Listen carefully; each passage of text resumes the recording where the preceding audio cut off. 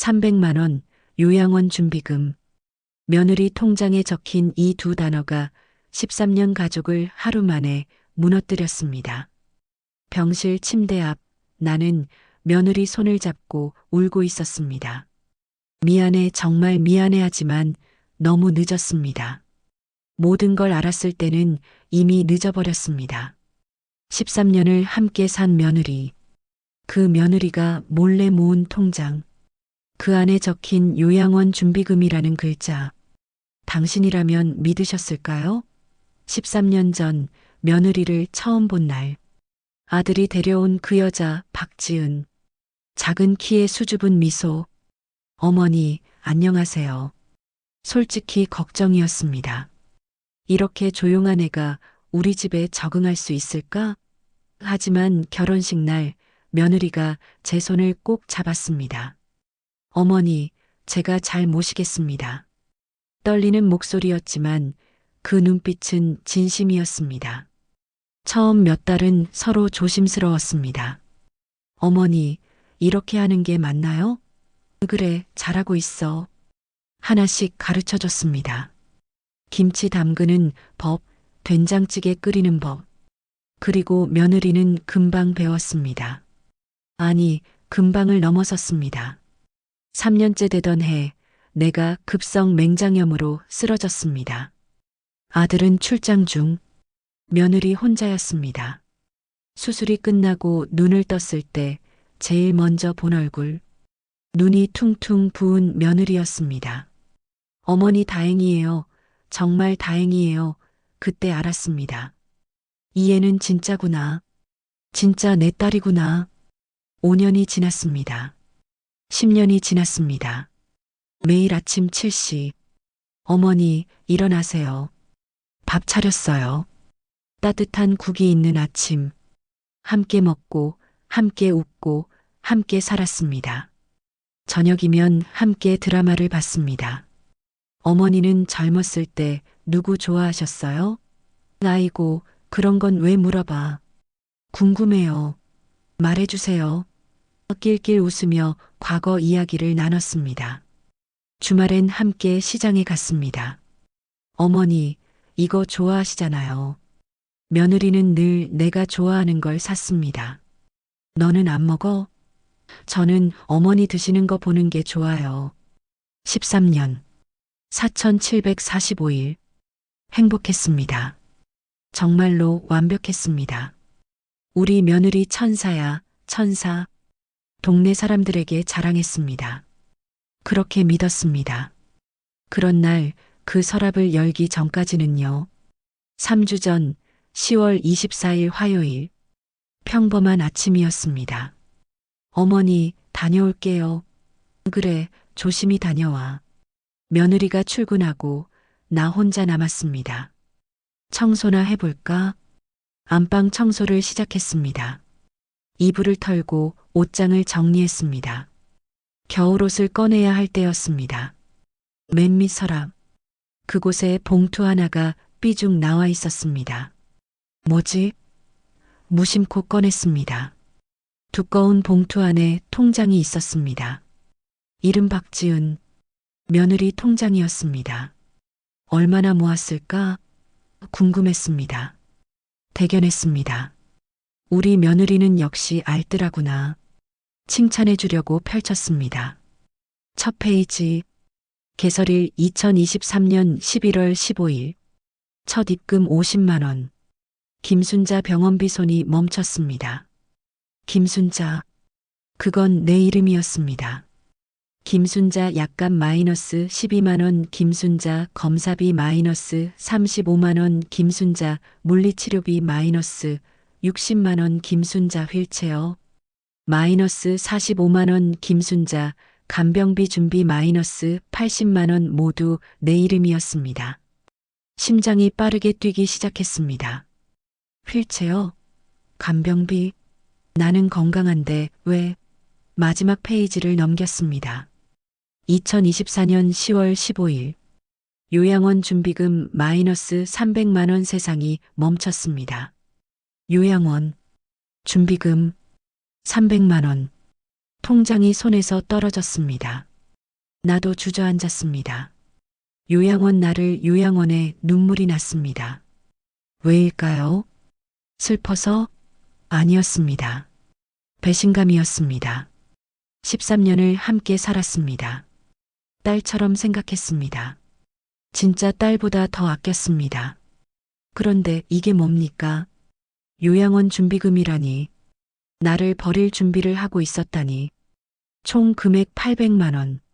1년 동안 매달 70만 원씩. 며느리 월급이 250만 원인데. 그렇다는 건 허리띠를 졸라맸다는 뜻입니다.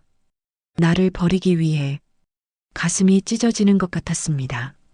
며느리가 웃으며 밥 차리던 얼굴, 손을 잡아주던 그 손길, 함께 걷던 그 시간들, 그게 다 뭐였을까요? 다 연기였을까요? 시계를 봤습니다. 오전 11시, 며느리는 6시에 퇴근합니다. 7시간을 기다려야 합니다. 점심도 안 먹었습니다. 소파에 앉아 있었습니다. 통장만 쥐고 시계만 보면서 오후 3시, 4시, 5시, 6시 현관문이 열렸습니다. 어머니, 저 왔어요. 밝은 목소리, 평소와 똑같은 목소리. 며느리가 거실로 들어왔습니다. 어머니, 그리고 나를 봤습니다. 소파에 앉아 있는 나, 손에 쥔 통장, 며느리의 얼굴이 하얘졌습니다. 순식간이었습니다. 모든 게 무너지는 건, 어머니, 며느리 목소리가 떨렸습니다. 나는 천천히 통장을 들어 올렸습니다. 이게 뭐야? 차갑게 물었습니다. 어머니, 그건 이게 뭐냐고 소리를 질렀습니다. 며느리가 움찔했습니다. 요양원 준비금이 뭐야? 병원비가 뭐야? 간병비가 뭐야? 휠체어가 뭐야?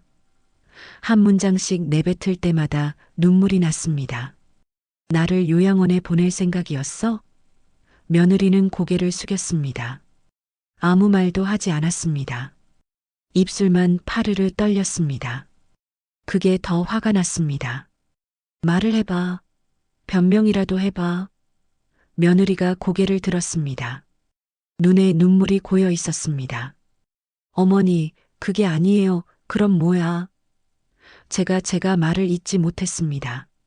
그때 현관문이 열렸습니다. 나왔어. 아들이었습니다. 거실로 들어온 아들이 분위기를 알아챘습니다. 무슨 일이에요? 너도 알았냐? 통장을 내밀었습니다. 아들이 통장을 봤습니다. 표정이 굳었습니다. 알고 있었구나. 엄마, 너도 알았구나. 엄마, 그게 아니라 아니긴 뭐가 아냐. 목소리가 커졌습니다. 너희 둘이 짜고 나를 요양원에 보낼 생각이었지? 내가 그렇게 짐이야? 내가 그렇게 부담스러워? 아들이 다가왔습니다. 엄마, 진정하세요. 진정? 내가 진정을 어떻게 해? 13년을 같이 살았는데. 통장을 던졌습니다. 며느리가 그걸 보며 소리 없이 울기 시작했습니다. 13년 동안 웃었던 게 다 거짓이었어? 요양원 보내기 전까지 잘 보이려고? 며느리가 고개를 저었습니다. 아니에요, 아니에요. 그럼 뭐야? 설명해봐. 하지만 며느리는 끝내 말하지 못했습니다. 그냥 고개를 숙이고 눈물만 흘렸습니다. 왜 말을 안 해? 왜 변명도 안 해? 나가. 뭐라고요? 나가라고. 며느리가 고개를 들었습니다. 어머니, 당장 나가. 그 순간 내가 해서는 안 될 말을 했습니다. 13년 동안 너한테 잘해준 게 후회된다. 며느리가 멈췄습니다. 아들도 멈췄습니다. 시간이 멈췄습니다. 며느리가 천천히 고개를 들었습니다. 상처받은 눈빛, 부서진 눈빛. 알겠어요. 며느리가 가방을 들었습니다. 며느리야, 잠깐 아들이 말했지만 며느리는 돌아보지 않았습니다. 신발을 신었습니다. 어디 가냐고. 쾅. 문이 닫혔습니다. 집은 조용해졌습니다. 너무 조용했습니다. 귀가 먹먹할 정도로. 다음 날 아침, 며느리는 오지 않았습니다. 어머니, 밥 드세요. 그 목소리가 들리지 않았습니다. 식탁은 텅 비어 있었습니다. 혼자 라면을 끓였습니다. 하지만 목으로 넘어가지 않았습니다. 며느리가 끓인 된장찌개가 생각났습니다. 어머니, 간 맞아요? 응, 딱 좋아. 그렇게 웃던 얼굴. 이제 볼 수 없습니다. 빨래를 했습니다. 며느리 옷이 없었습니다. 텅 빈 빨래 바구니. 빨래를 널었습니다. 혼자 널었습니다. 며느리는 늘 옆에서 도와줬습니다. 어머니, 제가 집게 줄게요. 하나씩 건네주던 손. 이제 없습니다. 저녁이 되었습니다. 아들이 퇴근했습니다. 엄마, 밥 먹었어요? 응. 거짓말이었습니다. 아내한테 연락 왔어요? 아니. 밤이 되었습니다. 며느리한테 전화했습니다. 받지 않았습니다. 문자를 보냈습니다. 어디 있어? 읽음 표시가 뜨지 않았습니다. 잠이 오지 않았습니다. 이틀째 며느리는 오지 않았습니다. 집은 점점 더 황폐해졌습니다. 설거지가 쌓였습니다. 며느리가 얼마나 많은 일을 했는지 이제야 알았습니다. 냉장고를 열었습니다. 텅 비어 있었습니다. 며느리는 늘 냉장고를 채워뒀습니다. 어머니, 이거 좋아하시잖아요. 반찬통이 가득했습니다. 이제 없습니다. 혼자 시장에 갔습니다. 무엇을 사야 할지 몰랐습니다. 며느리는 늘 알았습니다. 장바구니를 들고 돌아왔습니다. 혼자 든 장바구니는 너무 무거웠습니다. 숨이 찼습니다. 허리가 아팠습니다. 3일째 통장을 다시 펼쳤습니다. 한 줄 한 줄 읽었습니다. 2023년 11월부터 시작. 매달 꾸준히 입금. 1년 동안 한 달도 빠짐없이. 며느리를 떠올렸습니다. 요즘 며느리가 새 옷을 산 적이 있었나? 친구들과 놀러 간 적이 있었나? 자기 위해 뭔가를 산 적이 있었나? 없었습니다. 며느리는 늘 나만 챙겼습니다. 어머니, 이거 드세요. 어머니, 이거 좋아하시잖아요. 자기 것은 없었습니다. 왜 그랬을까? 나를 버리려던 사람이 왜 그랬을까? 나흘째 아들이 조심스럽게 말했습니다. 엄마, 그 통장 말이에요. 왜? 아내가 왜 그랬는지 아세요? 나는 대답하지 않았습니다. 엄마 허리 아프시잖아요. 그게 뭐? MRI 찍어보셨어요?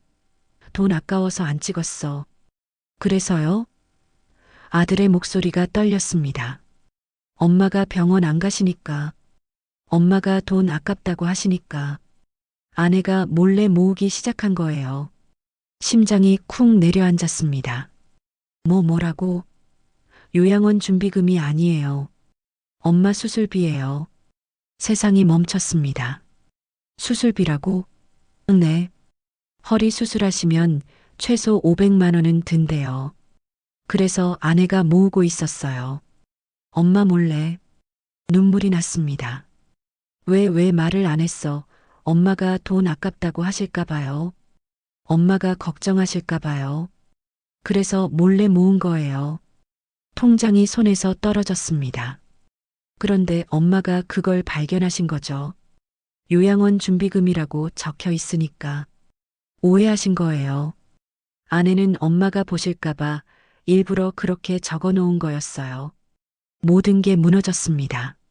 내가 알던 모든 것, 내가 믿었던 모든 것, 내가 화냈던 모든 것, 다 오해였습니다. 내가 뭘 한 거야? 통장을 다시 집어들었습니다. 김순자 병원비, 김순자 약값, 김순자 수술비 이게 다 나를 위한 거였구나. 나를 살리려던 거였구나.